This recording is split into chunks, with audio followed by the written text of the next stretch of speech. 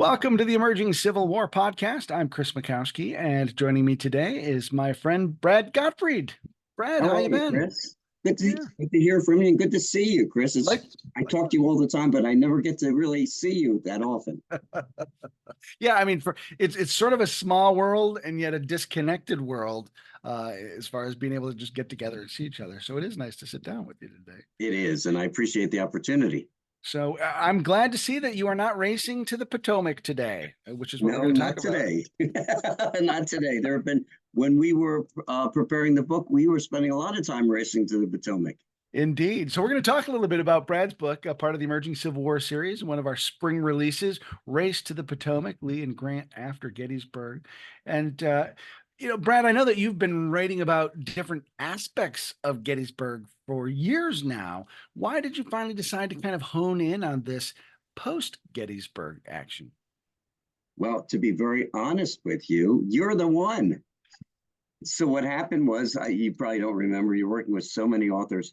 We had such a good experience doing the Lincoln Comes to Gettysburg book, my wife and I. And I will concur that I had a good experience working on that book with you. So I'll just second that. Go ahead. I'm sorry to Yes. interrupt you. Oh no, and I said to you, Chris, this was a few years ago. I said, we had such a great time. What do you need? What can we work with you on? And you said, I really would like to have a book on after Gettysburg. And that's really where it all started. I mean, I've done quite a bit on it. Many of your viewers may know I've done the Maps of Gettysburg book, and then more recently and more germane is the cavalry in the Gettysburg campaign, because cavalry was so important, as you know, in the post portion of that campaign. Right. And So, as I recall, you've done some brigades of Gettysburg and some things along those lines too. So I mean, you're pretty well steeped in this literature. oh, I am. In fact, I'm an Antietam certified battlefield guide. I'm a Gettysburg licensed town guide, but I've written, even though I do tours of Antietam on a regular basis, I've written more on Gettysburg than any other campaign. And I just find it fascinating, me and a million other people who are writing on it. But there's just so much there. And what was helpful is there have been a number of books that centered on the retreat or the pursuit. And what we don't have is a book like this one. I don't know if I'm allowed to. Yeah, sure. But I mean, like all of the emerging Civil War books, they're not it's not a book that you're going to take a month to read. You can go through it fairly quickly.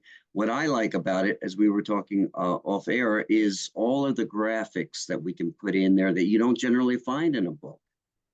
And all the tours, lots and lots of tours at the end of the book. And those tours, I'll give us a chance to talk a little bit about the maps. You had some special help with the maps that go with the text and the tours as well. Tell me a little bit about that. Yeah, well, Chris, I'm a map guy. And so I've done, I think, well, my maps of Second Bull Run are coming out. Savas Beatty is going to be publishing it. That's coming out the end of the year. I appreciate where your position. You want them all to have the same look and feel. And most of them have been, Hal Jesperson has been doing them and doing a great job. He's very, very easy to work with. But a shout out to Tom Ryan and Richard Scholes, who wrote a book, Lee is Trapped and Must Be Taken. And I reached out to them and I said, can I use your maps from, and it was a voluminous book. I'm not trying to copy it. Can I use your maps? And if so, how much would you charge me? Because they had to pay for the maps to be produced. And they said, have at it. There is no cost to you. We support fellow authors. And I thought, wow, that is special. You find that kind of generosity. I'm always tell people how generous you are as a person. And I found a couple of other people who are also very, very generous. Well, just paying it back, it was done for me, and I like to pass that on and help the next folks. So Yes. now maps are really important for this phase of the campaign because you have two armies that are moving in different segments through different valleys and gaps and such. And so a lot of moving parts. And this would have been a really hard book to follow if not for the maps. And that's not a comment against your writing. It's just there's so many moving parts. Oh, I agree. And in this book, there's a map for every chapter, and the way it's divided is by day, starting with July 3rd. So there's maps of on July 4th, I should say, what the armies look like on the morning of the 4th. And then on every day, there is another map showing where the armies have progressed. There's a map on the wagon train routes. There's a variety of maps that really, as you said, do illustrate the movement and just the I don't want to say mystery. It was just the suspense of the campaign that I think you're right. And really, any book you really need maps, but especially this one. This one really helped it, definitely. And Jesperson does a great job. Now, I like your word suspense because, of course, 160 years later, we know what happened.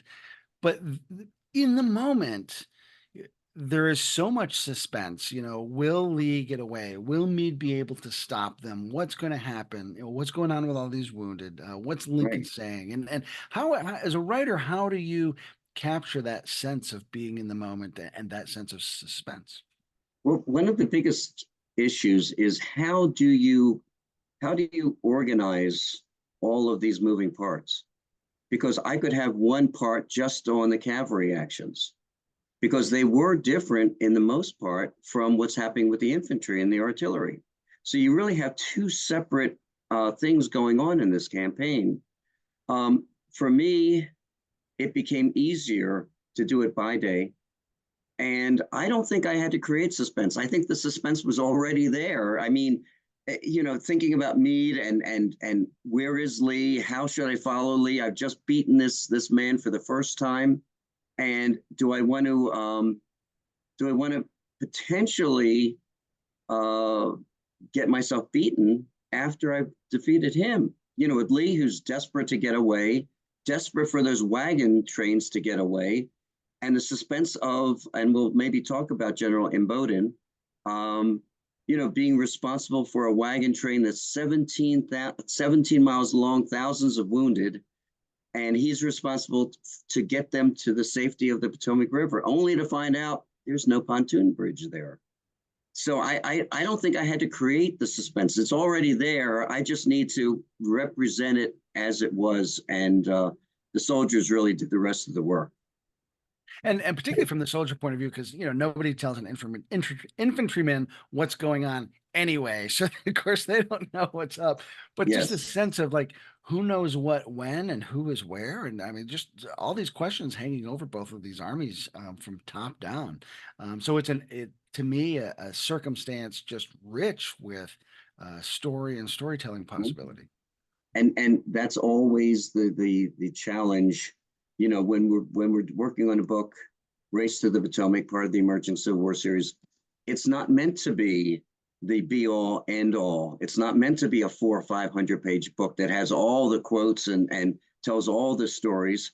It's just a summation, but hopefully capturing the suspense, the action, the excitement, of that campaign. And I would like to believe, and I'm a little biased, that I think we were able to capture it. And, working with you, working with your editors, I think, this team approach really does work well. Well, I agree that you did capture that. I mean, that was one of the things for me working on the book that was fun was just the sense of what's going to happen next. What's going to happen Yes. next? Mm-hmm. So let's kind of start in the morning of the 4th and think about for a second what's at stake for Lee and what's at stake for Meade in the aftermath of the Battle of Gettysburg. Yeah. Yeah. Well, if we start with Lee, he's on the morning of the 4th, he knows he's been beaten. He's still hoping that Meade will counterattack and maybe he can deliver a knockout punch. And maybe, some have thought that, okay, if Meade had attacked and if Lee was able to defeat or repulse that attack, maybe he could have continued moving north. There's no way that that army was in any position, Lee's army was in any position to do anything other than retreat. But for Lee, it's not just getting his army to safety, it's those wagon trains. He's got the two wagon trains, one by commanded by General John Imboden. And there's a really, for those of you who have an interest in Gettysburg or just a human interest story, read Battles and Leaders of the Civil War, third volume. General Imboden, excuse me, after the war, leaves an account of waiting for Lee to get to him. He's been ordered to his headquarters, and you see a totally defeated man who's never tasted defeat in Lee, and how he's reacting that evening to that horrible charge, the Pickett, Pettigrew, and Trimble charge. But for Lee, getting that army to safety, and we're talking about 40 miles away. It's not like during the Antietam campaign where it's like 3 miles to the Potomac River. He's got over 40 miles to get to safety, and it's in enemy territory. His hope is at Williamsport. In that area, there is a pontoon bridge that he can cross his army. Doesn't know that it's been destroyed at this point. So he desperately wants to get the wounded. He feels an obligation to get these young men to medical facilities. General Imboden says that he believed that only about 100 of the men had gotten any medical assistance before they were put on the wagon train. I don't believe that, but they were suffering. There's no question about it. But also there's the pragmatic. He needs these men, and if he can get them to hospitals, and if they can heal these men, they can get them back in the ranks. So Lee, and then John Harmon's wagon train, the reserve wagon train, Kent Masterson Brown, it's always a mouthful, wrote a wonderful book on Lee's retreat several years ago. And it really highlights the major reason why Lee was invading was all those supplies. And he had tons and tons and tons of supplies. And it's so important for him to get those supplies back to Virginia. So he's going to get those wagons moving on the 4th. And on the evening of the 4th, he's going to start moving his infantry out and toward the Potomac River. So for him, it's survival. It's how do I live to fight another day? How do I get these wounded to safety into medical facilities? How do I get all these supplies over to Virginia? For Meade, I feel sorry for Meade. I honestly do. Here's a man who was thrust into command, as we all know, 3 days before the battle.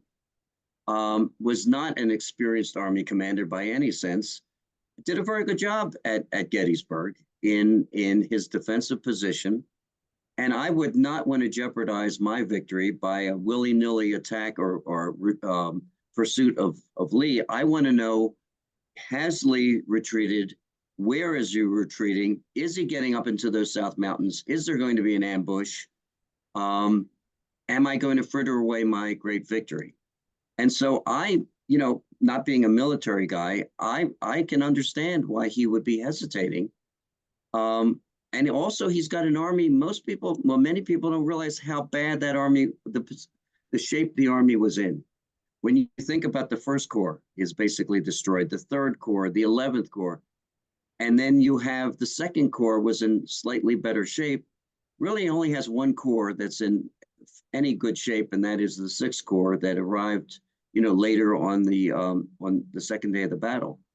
So for Meade, it's savoring the victory and not getting defeated in a retreat that may not be as advised as Lincoln and others think it should be.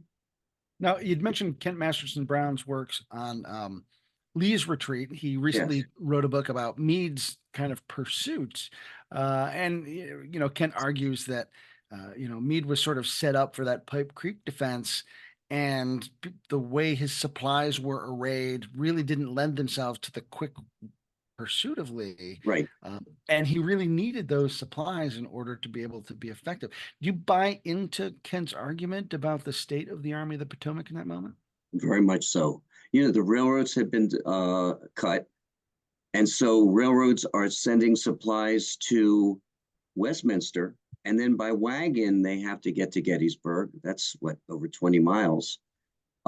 If you read some of the accounts, from the OR, from Howard, General Howard of the 11th Corps, he'll tell you that about half of his men don't have shoes or proper shoes. I mean, this was an army that did not have the supplies it needed. It was in bad shape.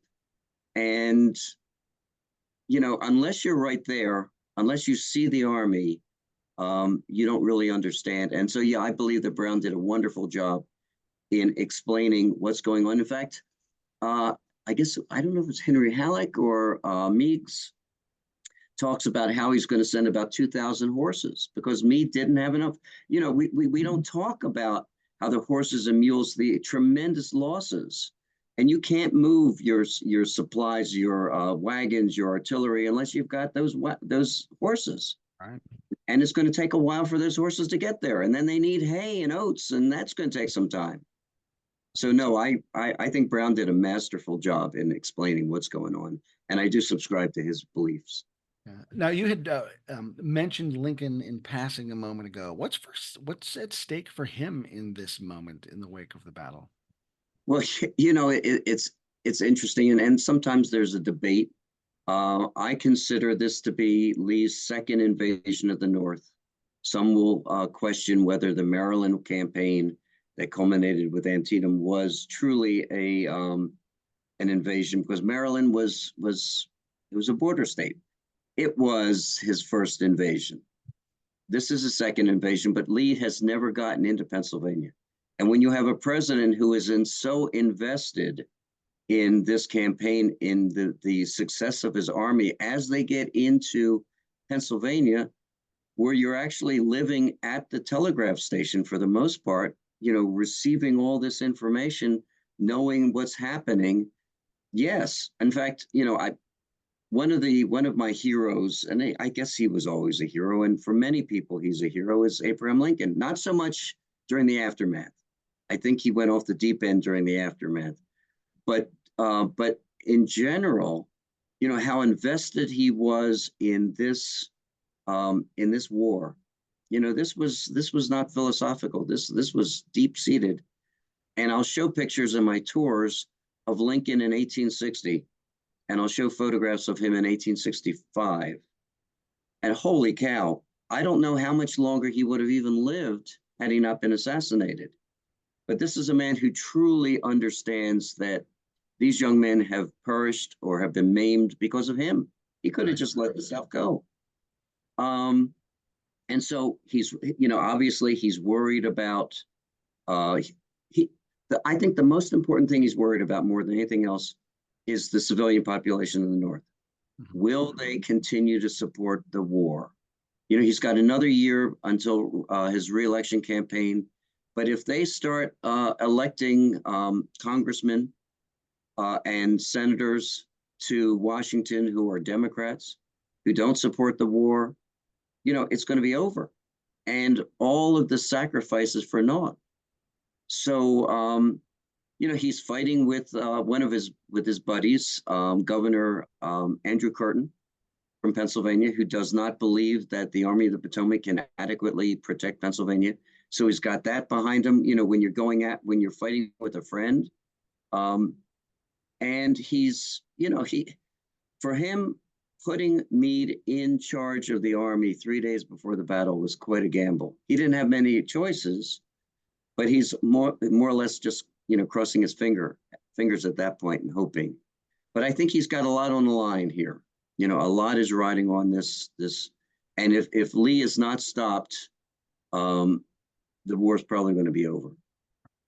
Now, you had mentioned the Antietam campaign. I'm going to ask you to put your Antietam hat on for a second, because a few moments ago, you had, as you were describing the encounter with Imboden and Lee, you'd mentioned Lee as someone who had not yet tasted defeat before. So as an Antietam guy, do you characterize that as a loss, a win, a draw for Lee, or not? I would say, many people will say it's a draw. The battle itself is a draw. That at the end of the battle, Lee's lines were about where they were at the beginning of the battle. They were constricted a little bit, but his army was in horrible shape. much more of a worse shape than McClellan's army was. Um, but if you use the benchmark of Gettysburg, they say Gettysburg was a big Union victory. But if you think about it, the lines at the end of the battle were not that different. Now, true, Lee had he had the north end of the battlefield that he didn't have at the beginning, but a case can be made that that the two were very similar as to whether one side won or one side lost. If Antietam is considered a draw, why is not Gettysburg considered to be a draw? Okay. And, obviously they drove Lee back across the Potomac River, did that the same thing at Antietam. So some would say it's a Union victory, but the key is what I would say more than anything else. And when I give a tour at Antietam, I don't dwell on the battle. I'll say who won this campaign. And the same thing with the Pennsylvania campaign. Who won the campaign? Well, obviously it was Meade. There's no question about it. And at Antietam, it was definitely McClellan. He satisfied all of the objectives that had been given to him. Lee had not been successful. So I look at it more from the campaign aspect than a particular battle. I think another key distinction there too is, at the end of the Battle of Gettysburg, I mean, Lee feels like he has been beaten, whereas at Antietam, he's just slipping across the river so he can find another way across. Like, he's still offensive minded as he's pulling away from that battlefield, and so it's a much different mindset than he has at Gettysburg. But what's fast, and you're right, Chris. But what's fascinating is his senior officers, Longstreet and Jackson, both know he's been beaten pretty badly. And he really cannot continue the campaign as he would like. You're right, that he wanted to cross and actually move up to Williamsport and cross again with an army that was beaten up. Now he's getting a lot of reinforcements. There was a lot of straggling. There were many men who were left behind because they didn't have shoes. But I think he was overestimating what his army was capable of at that point. And I think later on, I would suspect when he started to see the casualty list, he may have realized that, not a good choice. But you raised a good point there.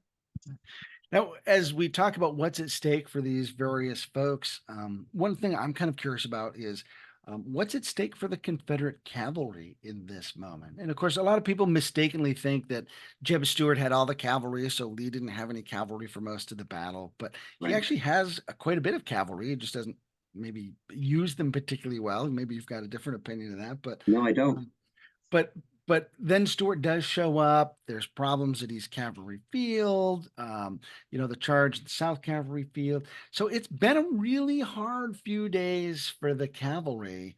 And now Lee gives them this extremely important mission to move supplies, move the army, protect the army. Right. Tell me a little bit about that moment for the cavalry. Well, what I'd like to do is start at the very beginning of the campaign, because Stuart gets a bad rap, and rightfully so, about his great raid.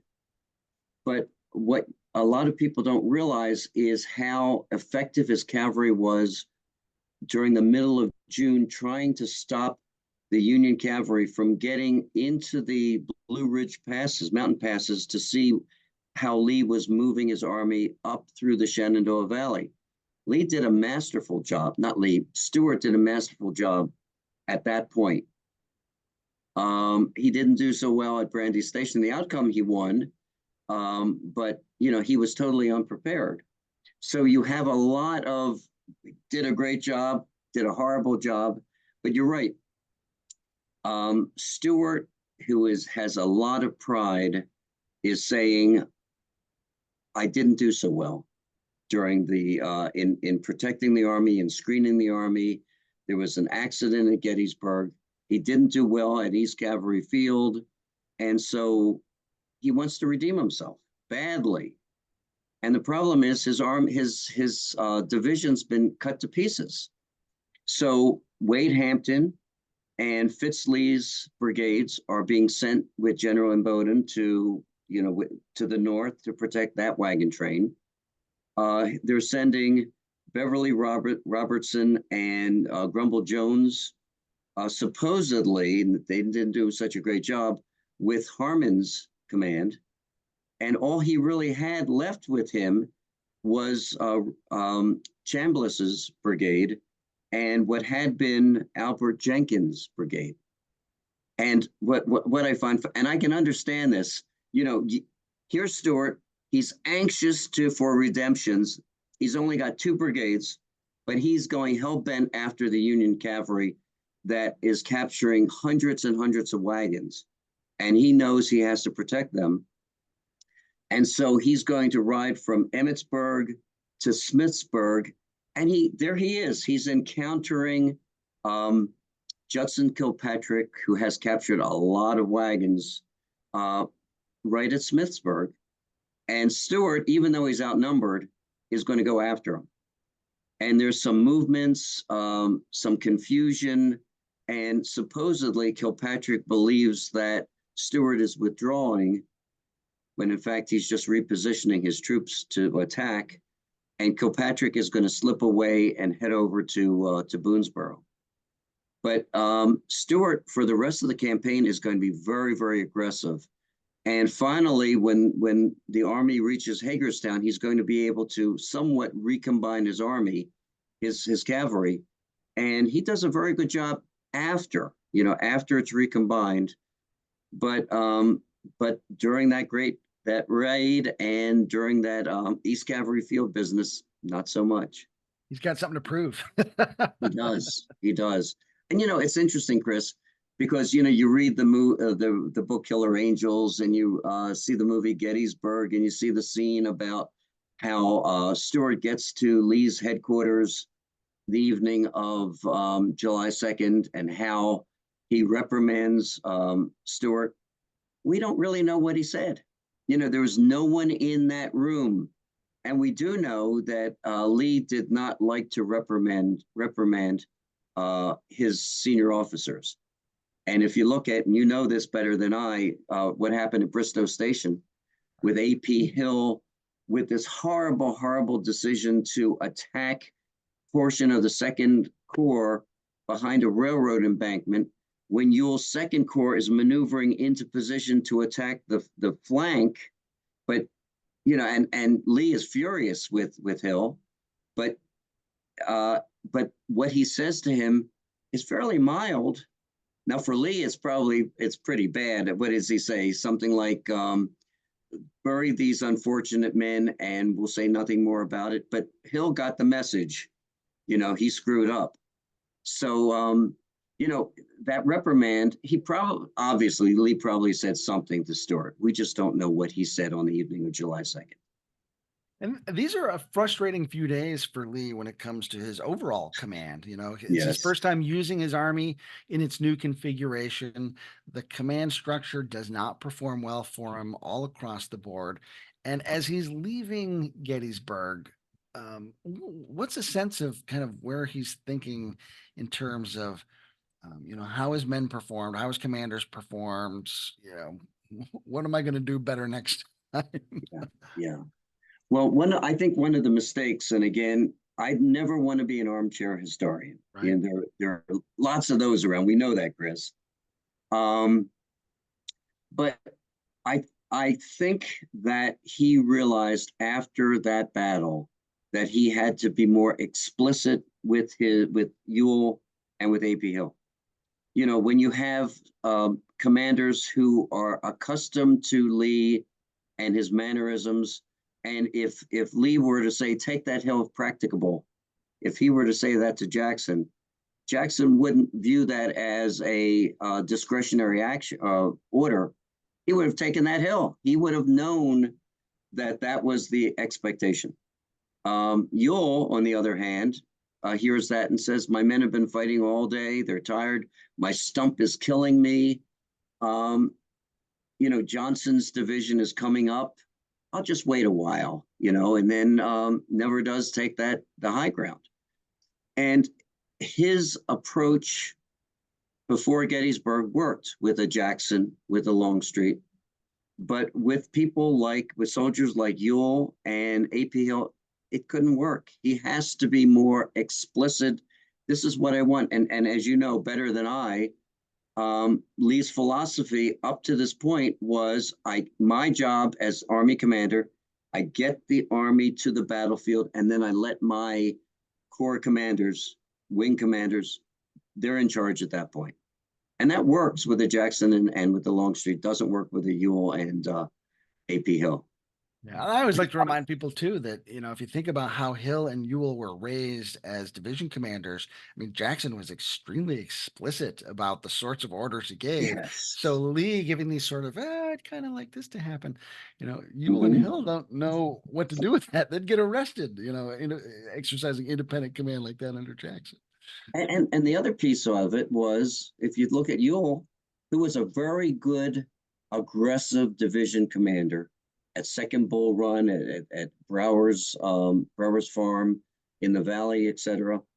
But he's lost a leg, he's gotten married, he's found religion, and I suspect that Lee thought he was going to get the same Ewell that he had before. He got a very different Ewell who was not up to the standards of a Jackson that he thought he was going to get. So we're talking about Race to the Potomac, a new book from Brad and Linda Gottfried about Grant and Lee, or excuse me, Meade and Lee, in the wake of the Gettysburg campaign. Brad, this is not your first book working with your wife as co-author. What was it like to work with her on this book? He starts to choke. Oh my gosh, it's It's a great question.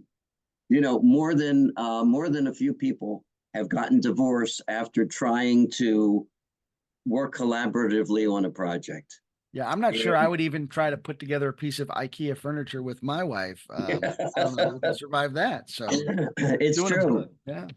In fact, we've made a vow we never try to put furniture together, um, because we just can't agree.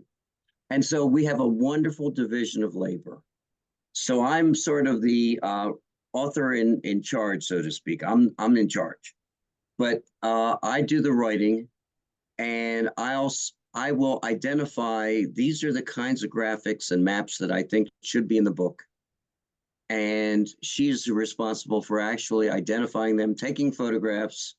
I'll write the captions because she's not a historian, but she's an artist. And so this is actually our third volume together. We did one on the Point Lookout prisoner of war camp, and then the Lincoln book, and now this one. And we each would basically stay in our own lane. And as a result of that, we didn't have problems. Now, she would read the manuscript, obviously, and she would make lots of suggestions about, well, maybe this photograph needs to go in a different section, or that graphic isn't so great. Let's find a different one. But she really did help complement my writing. And really, when you see any of these emerging Civil War books, but I'd like to believe this one, uh, there's a lot of great graphics here. And as I was mentioning to Chris, they just pop right out of the page. They are distinct. They are beautiful in representing the story. You mentioned, she's taken the photos, and I know you went out and grabbed a couple as well. One of the things that impressed me so much as you're working on this is, you're following in the footsteps of these armies, and you followed their paths, you walked in their footsteps, you experienced what they were kind of going through there. What was it like to trace these routes and see what they were seeing? Well, that's a fascinating question because it turns out I never realized this. The wagon train of misery actually took the route that I used to go to Gettysburg. We live in Fayetteville, which is between Chambersburg and Gettysburg. So they used Route 30, and where we turn off of Route 30 to get toward my house, that's where the wagon train turned to make a left, and Bickle Road, which is the road they took. It's still there. You can see Bickle Road. It's like, whoa. And many of the houses in our neighborhood are the same houses. And so there's at least one photograph in the book that I think it's a Schaefer house that's only like a couple miles away from us. And it's amazing to know that, wow, I live so close to this horrible wagon train. The wagon train wasn't horrible, but the suffering of the men, um, that truly is amazing. And even the ones where following Harmon's or following the Union or infantry or Lee's or infantry, fascinating because I'll travel those roads periodically, but never really understanding the significance during the retreat. So that I thought that was great, and I have to compliment you as editor in chief, making me do all of these tours because I would have done one, maybe two. No, Brad, more. I think there are 5 tours in Yeah. this book. Yeah. And you know, and people like to get out there and be on the ground and see those sorts of experiences. Yes, It's a way to elevate someone's understanding of what's going on. definitely. Was there a component about this race to the Potomac that you came to appreciate better after having the chance to write about it? Yeah, several things. One is my new hero is General Imboden. Okay. Now I there's something you don't hear every day right there. I just can't imagine, here you're interacting with General Lee, who is godlike to him, and he makes that very clear, and is given this almost sacred responsibility, get these young men to safety. 17 miles, and it sounds like he's got lots of support. He's got he's got two. Not only does he have his 2 cavalry brigades from Jeb Stuart's division, he has his own cavalry brigade. He's got 24 artillery pieces, but we're talking 17 miles. We're talking a long, long span, and his wagon train is going to be attacked regularly. And I can't even imagine how he must have felt knowing that I'm constantly bleeding away my wagon train as they're being attacked, as whether it's Union cavalry, whether it's civilians who are angry, whether it's some of them just getting lost. And then getting to Williamsport and finding out that darn pontoon bridge is gone. It's like, whoa, with his back against the river. And here comes John Buford with his full cavalry division to try to capture all those. I can't even imagine. So that's one. Another that I appreciate is the strength of Lee's defensive line at Hagerstown, around Hagerstown. Meade has gotten a lot of grief for not attacking Lee's line when it was in its defensive position around Hagerstown. But when you start to read the descriptions of the works that Charles Wainwright, for instance, commander of the First Corps Artillery, said they were the strongest works he had ever seen. And that if the Union troops had attacked, they would have definitely been repulsed.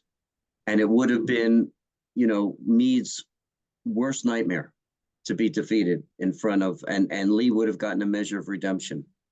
So that was also kind of a surprise and something that I really didn't realize how extensive these works were. And they were put up very quickly on Salisbury Ridge.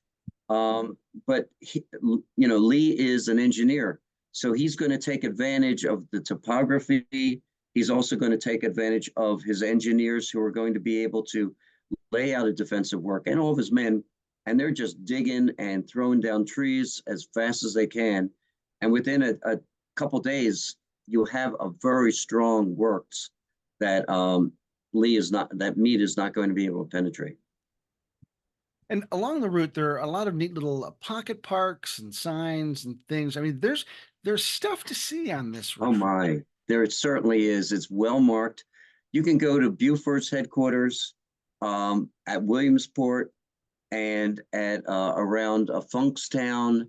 I love not far from me, and it's unfortunate. So many people come to Gettysburg, Chris, as you know, and they never go to Monterey Pass. Right. Monterey Pass has a lovely small museum. It's got trails that are well marked, and just to you can feel the difficulty that Kilpatrick's men had climbing up that mountainside on the evening of July 4th and 5th. Pitch dark, driving rain. if they move too far to the left, they're going to fall over the side of the mountain. And yeah, I mean, it's a place to visit. And Funkstown has a number of homes still in the town that served as hospitals.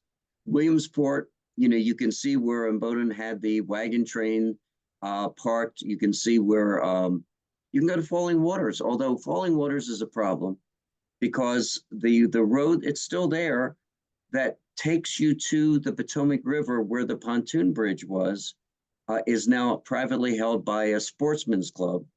So you're not supposed to go in, and I didn't want to risk it, so I didn't walk down there. But the book is dedicated to Dean Schultz, who is the dean of Gettysburg Studies. I'm sure you know Dean. Everybody knows Dean. He actually took me on the tour route and took me into West Virginia, and we actually saw Falling Waters, why they call that town Falling Waters. And it's there. I mean, it is amazing what is still there. It's not all protected, but a lot of it is Falling Waters battlefield. You can see where Pettigrew was mortally wounded, where Heath was badly defeated by essentially a handful of Union cavalry from Custer's brigade. It's all there. Now, you mentioned Pettigrew specifically, and then we're talking sort of about access and what you can see and what you can't. There's an interesting story about land preservation or not associated with Pettigrew. Can you kind of parse that out a little bit for us? Certainly. So as you're driving along, it's called Falling Waters Road, and you're heading toward where the ford was, you'll reach the Donley house, which is still there. And in that general area is where the rear guard, Lee's rear guard, was located. And it's primarily Harry Heth's division. And on the right side of the road is, for the most part, protected. So there were a couple of brigades up there. And you can see where the Donley house is, although it's privately owned. You can see the approximate location where the barn was, where General Pettigrew was shot and killed or mortally wounded. But on the other side, on the left side of the road, there's a big sign and in fact, I included it in the book, that says, "We don't believe in preservation. The heck with you guys." And yet it's very important because a number of Confederate brigades were deployed on that side of the road. And as long as that landowner is living there, he doesn't want an easement. He doesn't want to sell to anybody. And so fortunately, the area is being farmed, so doesn't have houses on it. But this is a person who does not believe in battlefields, Civil War, preservation. And it really is sad. And it's one thing where you say, okay, that's privately held, fine. But to see all these derogatory signs on a fence, it is offensive to see it. And you just sort of shake your head and say, well, this is a Neanderthal at best. And it's tough because, like, what do you do? But what a key piece of history, and the sort of the capstone of the whole campaign takes place across that property. It certainly is, and hopefully someday he'll sell it. Yeah. Money talks, as I've heard, and land walks as a result. Yeah, well, fingers crossed on that. Yes. So, Brad, now that the race to the Potomac is over, I know you have a couple other irons in the fire. Any chance you'd give us a preview on what you're up to right now? Oh, certainly. I'm always working. I'm retired. Which means, see, that's ironic. I'm retired, so now I'm always working. But that's totally you. And I've always had this work ethic. When I was working, I'd get up at 3 a.m, and I'd work till about 6:30 on some project, take a shower, and then go to the college that I was president of, and it worked. Because I'm a morning person, and I thought when I retired, I would be able to sleep in. I'm going to sleep till 8 o'clock, 9 o'clock in the morning, and I'll work from there. I still get up at 3. My biological clock says 3 or 4, and this book, and I'm really happy with this book, and I want to thank you for allowing us to do it, Chris. This is number 19. I'm working, and some of you viewers may be familiar with this. Casemate is doing a series on various campaigns of the American Civil War. Kevin Pollak did one on the Maryland campaign. I know that Sean Chick is doing one on Shiloh, and Ted Actually, Savage. I'm sorry. I actually have two on Vicksburg as part of that Ah, campaign. I'm finishing up right okay. now.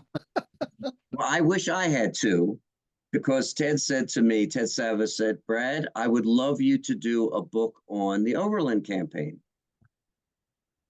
Okay. So from the armies moving on the 3rd of May until they cross the James River, all of that in 30,000 words and about 110 illustrations and 4 or 5 maps. Ugh, that was hard, because No doubt.